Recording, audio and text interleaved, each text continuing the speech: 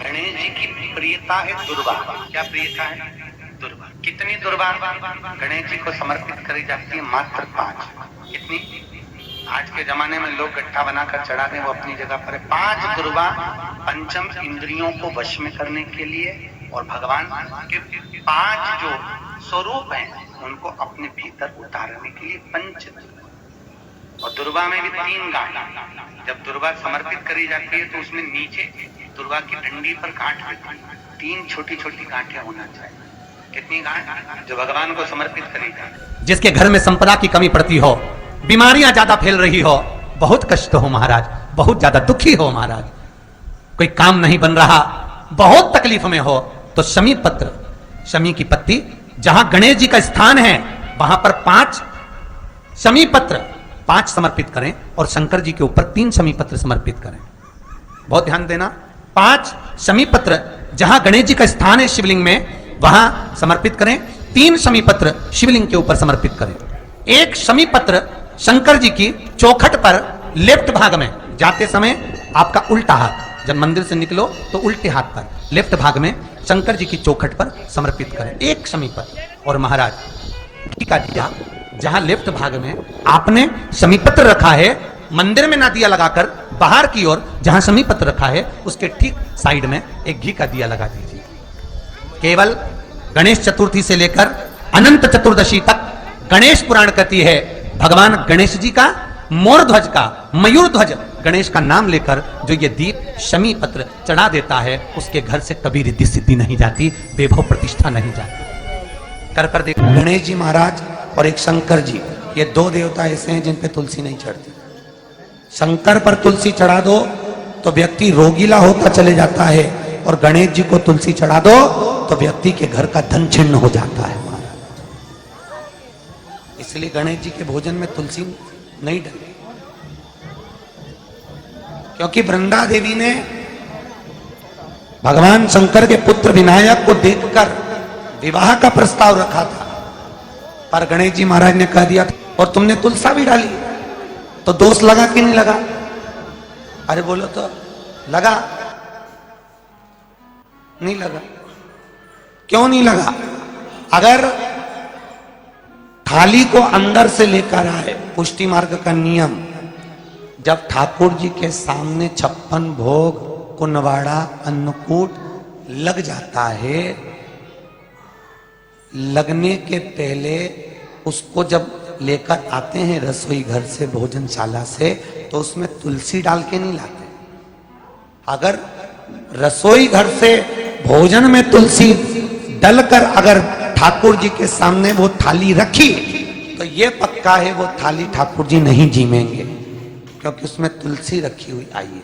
हाँ, जब ठाकुर जी के सामने थाली रखा गई और तुमने थाली रखने के बाद में मंदिर के सामने बैठ के फिर तुलसी डाली तो ठाकुर जी उसको स्वीकार कर लेते हैं। क्यों?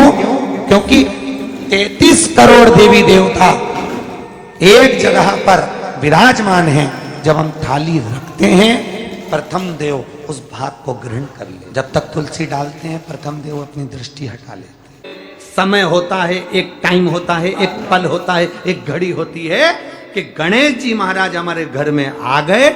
गणेश जी की सबसे पहली जो आरती हो, उस आरती के समय पर अगर धूप बत्ती जलाई जाए या गोबरी को जलाकर उसमें गूगल छोड़ी जाए और गूगल छोड़ने के बाद गणेश जी का नाम ध्रुम वर्ण कह दिया जाए तो गणेश जी को तुम्हारे घर की पूजा स्वीकार करना पड़ती है। बस वो समय हम जानते, हम तो बस उतना जानते हैं कि शिव महापुराण में लिखा और मुद्गल पुराण में लिखा, गणेश पुराण में लिखा, गणेश जी का एक नाम होता है ध्रुम वर्ण। क्या नाम है?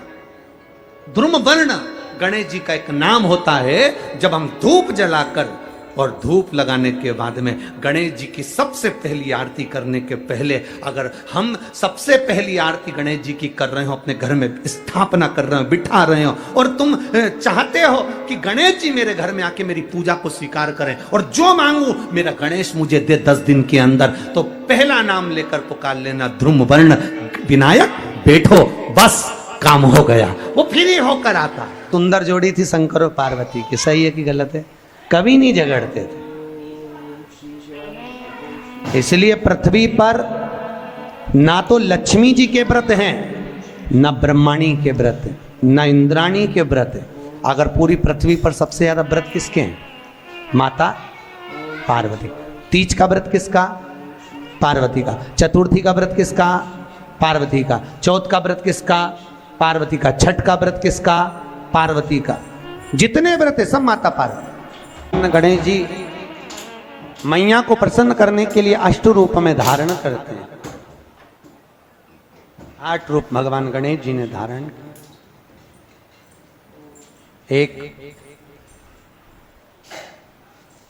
मयूरेश्वर गणेश, दूसरा सिद्धि विनायक, तीसरा बल्लालेश्वर, फिर वरद विनायक, फिर चिंतामणि, फिर गिरजात्मज, फिर भगवान गणेश विघ्नेश्वर अष्ट विनायक, फिर महागणपति।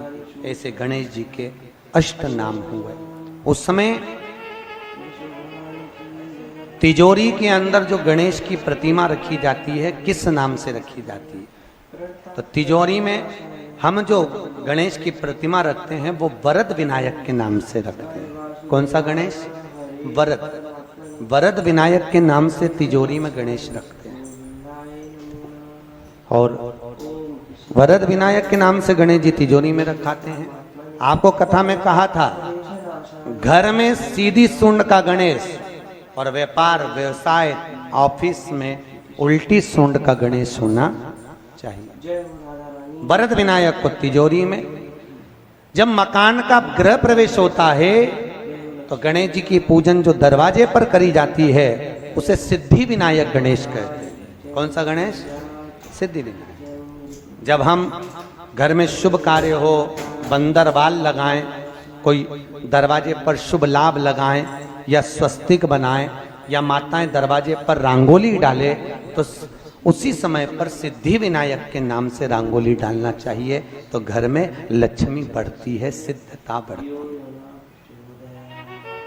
याद रखिए, कभी भी गणेश जी को, मिट्टी के गणेश जी लाते हो भादो महीने में, तो विसर्जन करो तो विसर्जन के समय पर 2 बिंदी, एक कंकु की एक हल्दी की, दीवार पर जरूर लगा देना चाहिए। क्यों? क्योंकि गणेश जी हमारे यहाँ आते हैं तो रिद्धि सिद्धि के साथ आते हैं। पर जब गणेश जी जाते हैं, अगर हम बिंदी नहीं लगाते हैं तो गणेश जी अपनी रिद्धि सिद्धि को साथ में लेकर चले जाते हैं। पति के साथ पत्नी वापिस चली जाती है। जब हम बिंदी लगाते हैं तो उसका मतलब होता है कि हमारे घर की बहू हमारे घर में रहे, बेटा भले भ्रमण के लिए जाए। तो गणेश जी जाते हैं, रिद्धि सिद्धि घर में रह जाती है। इसलिए रिद्धि सिद्धि को घर में रखने के लिए 2 बिंदी लगाना चाहिए, एक कुंकू की, एक हल्दी। रिद्धि सिद्धि। गणेश जी की प्रियता है दुर्वा। क्या प्रियता है? दुर्वा। कितनी दुर्वा गणेश जी को समर्पित करी जाती है? मात्र 5। कितनी? आज के जमाने में लोग गट्ठा बनाकर चढ़ा दें, वो अपनी जगह पर 5 दुर्वा पंचम इंद्रियों को वश में करने के लिए और भगवान के 5 जो स्वरूप हैं उनको अपने भीतर उतारने के लिए 5 दुर्वा।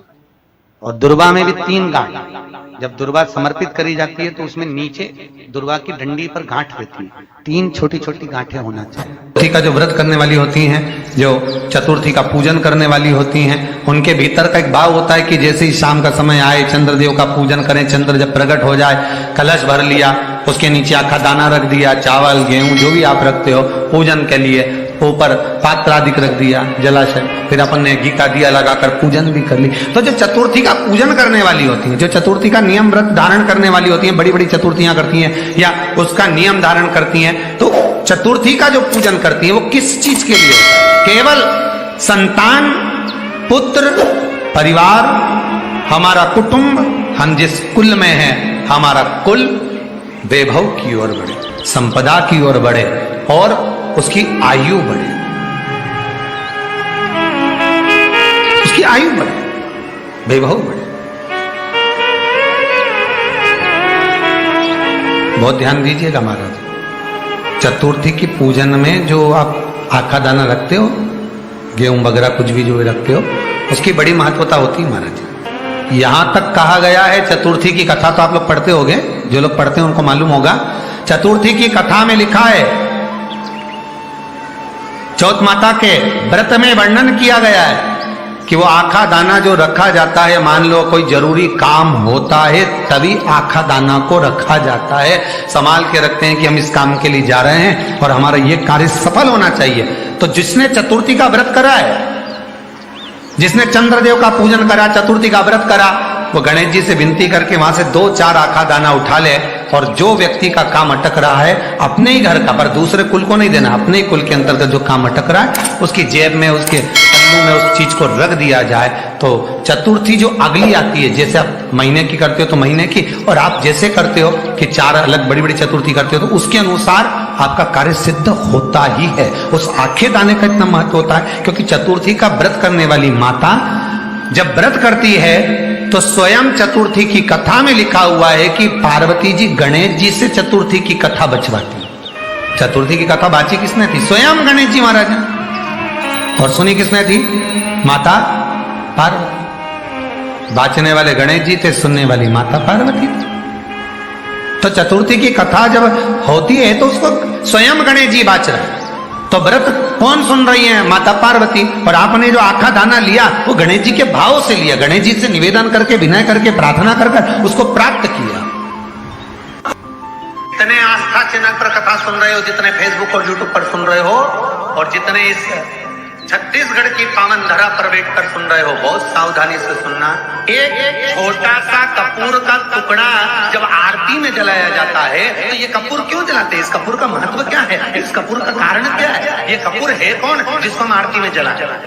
क्या जरूरत इस कपूर को आरती में जलाने की? क्या जरूरत इसको यज्ञशाला में जलाने की? क्या जरूरत है इस कपूर को पूजन में जलाने की? स्वयं गुरु बाबा कहते हैं यदि कोई आरती में, पूजन में, घर में एक कपूर का टुकड़ा आरती के बाद में जब समर्पित करेगा तो उसको अश्वमेध यज्ञ का पुण्य प्राप्त हो जाएगा। अश्वमेध यज्ञ के पुण्य को पाने के लिए कपूर का टुकड़ा आज भी आरती में जलाया जाए। एक कपूर का टुकड़ा सुख का, इसीलिए हमारे यहाँ शास्त्र कहता है महाराज, जब आपको घर में अगर ऐसा लगने लगे कि 15 दिन से बहुत बेचैनी है, बहुत दुख तकलीफ लग रही है, कोई ना कोई बीमार पड़ रहा है, कुछ ना कुछ तकलीफें लग रही है, तो एक पीपल का पत्ता ले लो, उसके ऊपर एक कपूर का टुकड़ा ले लो, सारे घर में घुमाकर उसको दरवाजे के बीच मध्य में जलाकर रख दीजिए। थोड़ी सी जला 20 से 25 मिनट के अंदर मकान में एनर्जी वापिस आ जाएगी, उस भवन में एनर्जी वापिस प्राप्त हो जाएगी।